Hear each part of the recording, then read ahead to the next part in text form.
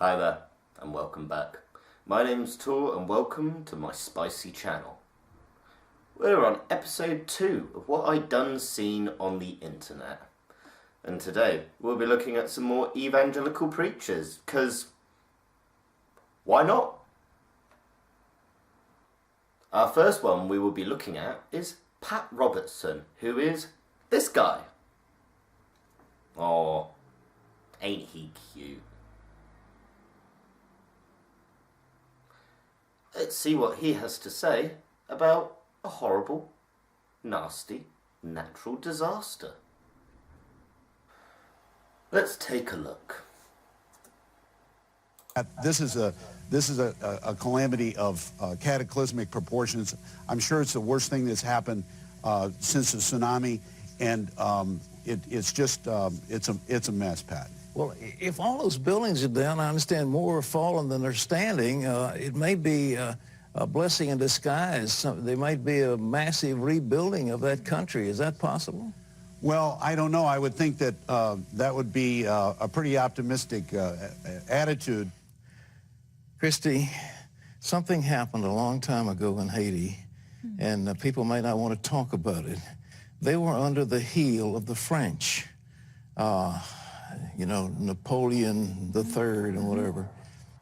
You've got to get that one right. There were a few Napoleons. And they got together and swore a pact to the devil. They said, we will serve you if you'll get us free from the French. It's a true story. And so the devil said, okay, it's a deal. And they kicked the French out. You know, the Haitians revolted and got themselves free. Aha! So the devil does work. Caught you there, Mr. Robertson. But ever since, they have been cursed by one thing after the other, desperately poor. That island of Hispaniola is one island. It's cut down the middle. On the one side is Haiti, on the other side is the Dominican Republic. Yeah. Dominican Republic is prosperous, healthy, full of resorts, etc. Haiti is in desperate poverty. Same island. Sure. They need to have, and we need to pray for them, a great turning to God. And out of this tragedy, I'm optimistic something good may come.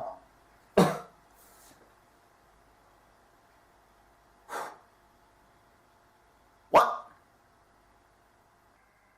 Now, I don't really know if Pat Robertson truly believes that the entirety of Haiti are a bunch of devil worshippers. Or, here's something. He might be the greatest internet troll ever. Just listen to some of his other quotes. I would warn Orlando that you're right in the way of some serious hurricanes, and I don't think I'd be waving those flags in God's face if I were you. This is not a message of hate. This is a message of redemption. But a condition like this will bring about the destruction of your nation. It'll bring about terrorist bombs. It'll bring earthquakes, tornadoes, and possibly a meteor on gay days at Disney World. The feminist agenda is not about equal rights for women. It is about a socialist, anti-family political movement that encourages women to leave their husbands, kill their children, practice witchcraft, destroy capitalism, and become lesbians. Don't know about you, but that sounds like a fun weekend to me. My number one question is, why do we give people like this a platform? Like, imagine coming across this guy when you're just going along the street, just minding your own business. You know, you walk through the city centre, you kind of see these guys, you know the ones I'm talking about. And then God will come down and destroy all of the pornographers and the necrophiliacs and the sex doll makers and the people that eat their sausage rolls the wrong way round, and he will come and he will destroy them, and he'll... You know those guys, and you're just there like... And the thing is, rather than being the reason you duck into Sports Direct, even though you don't want to, just to try and avoid these nutters, for some reason, this guy's given a platform. But let's go and take a look at another guy. Now, this guy, his name's Kenneth Copeland, Pastor Kenneth Copeland. And he is possibly one of the scariest looking guys I have ever seen in my entire life. Oh! If you think that one's bad, take a look at this one.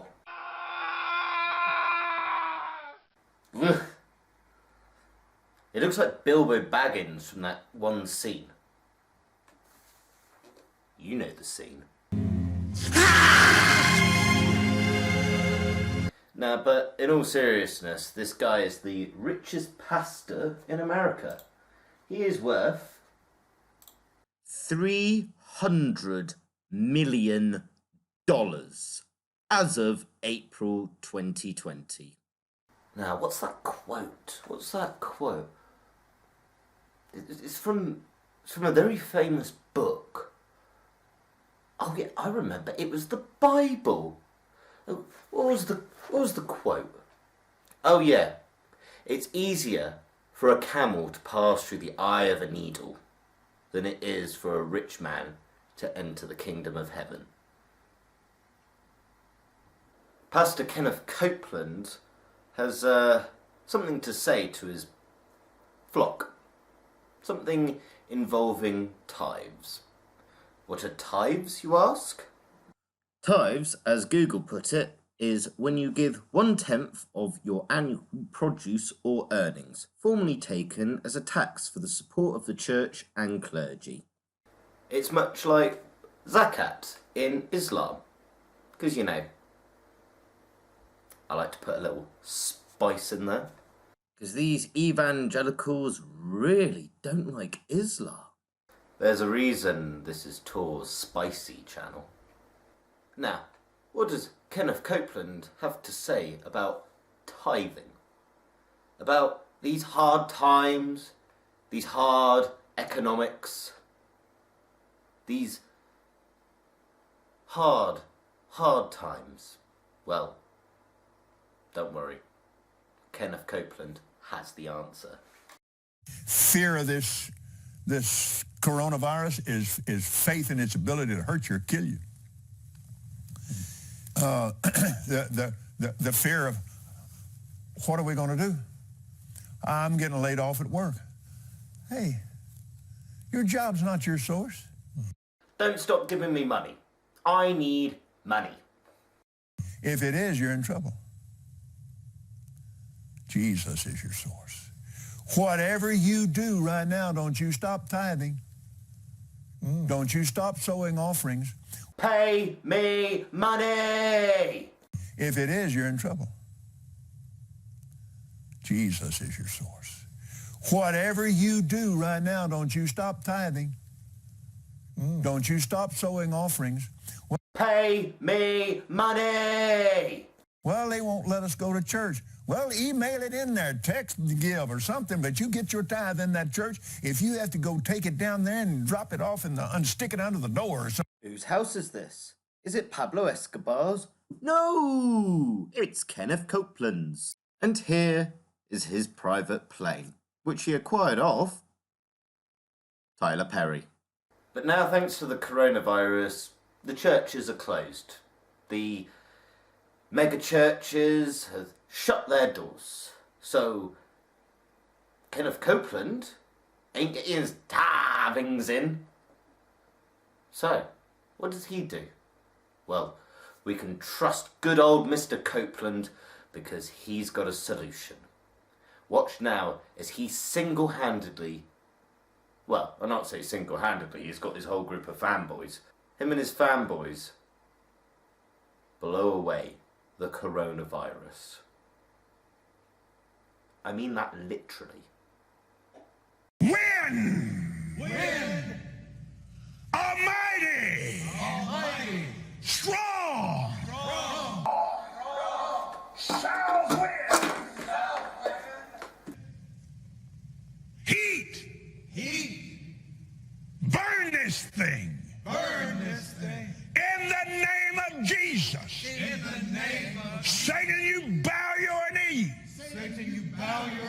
You fall on your face. You fall on your face. Fall on your face. You fall on your face. COVID-19. COVID-19.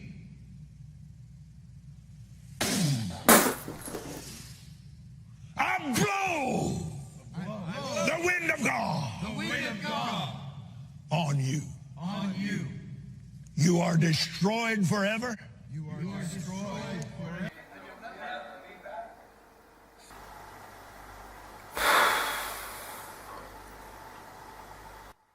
Well, there you have it. Bilbo Baggins with a facelift spittling into the breeze, and now COVID-19 is gone. Well, I hope you enjoyed whatever that was. Either way, thank you for watching today. That's all we have time for. Let me make it clear, I don't have anything against Christians or anyone of any faith, to be honest. I'm simply making a point. I don't have anything against evangelicalists. Evangelists? Evangelists?